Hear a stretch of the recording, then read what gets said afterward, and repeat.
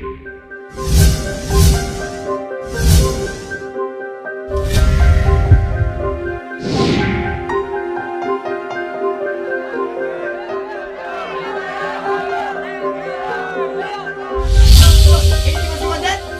ko nga pinasalo. Nagkakanda na ako. Sabi nila, kapag tumatanda na ang tao, nalalapit na ang siya. Pero lalo pang tumatagal ang paghihintay niya. Hindi lamang po ako naging lingkod ng bayan, naging mabuting kaibigan, puwarang asawa. Higit sa lahat, ang pinakadakilang papel ko sa buhay ay ang aking pagiging ina. Kaya mo, Tay. Ito man si Abo. Palamunin ngayon. Bukas! Siya naman magpapalamo sa pamilyang to. Sinasabi ko sa'yo. Ano magbilang ang mga tol? Tigilan niyo na yung pagsusugal na yan.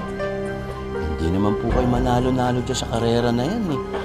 Hindi kayo tumama-tama. Sa palagay mo kaya, kung ako titigil sa pagsusugal, mananalo ba ako? At kung di naman ako tataya, tatama ba ako? Benong? Bahala mo! Bahala kayo sa buhay nyo! Bahala kayo sa kahit! Kanya-kanya na tayo! Benong! Puro ikaw lang gagawa. Mga walang pakinabang, mga buwis, mga lalaking to, puro tamad. Tamad! Hirap ng buhay na ganito. Hirap! Nakakapagod na! Nakakapagod na!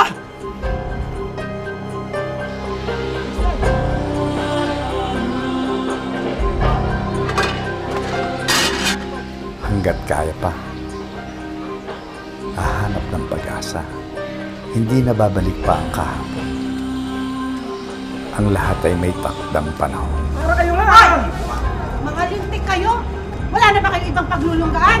Ilan-ilan lang kami dito. Bigla kayong nagdagsa. Kanina ka pa eh! Ano yan? Para-parehas lang tayo dito ha! Huwag kang gadit! Kaya ako tumanda eh. Pag tumanda tayo, sino mag-aalala sa atin? Alam mo, talaga nangyayari yan lagi-lagi eh. Matapos palakihin ng maayos ang mga anak, pinabayaan na sila. Buhay lang siya. Hindi ko sana dadanasin ang ganitong buhay.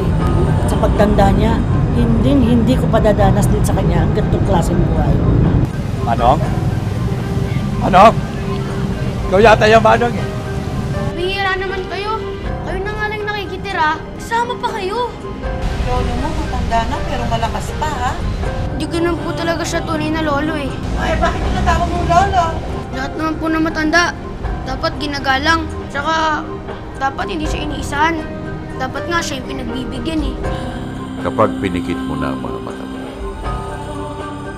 marami ang pwedeng mangyari na hindi mo namamalayan. Kapag naidilat mo na, maaaring huli na.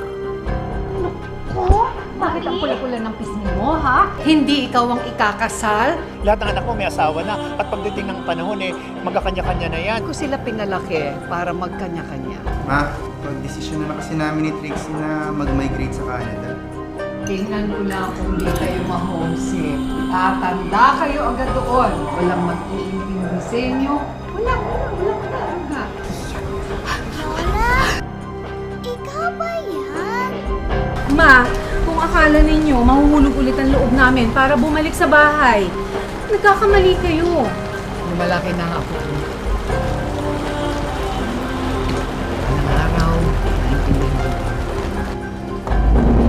Masakit para sa isang ina ang tanggapin na malalayo sa kanya ang kanyang mga anak.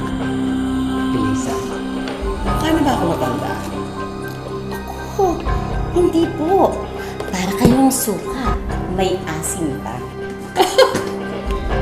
Nag-iisa na lang ako sa bahay. Ay, wala akong kasama.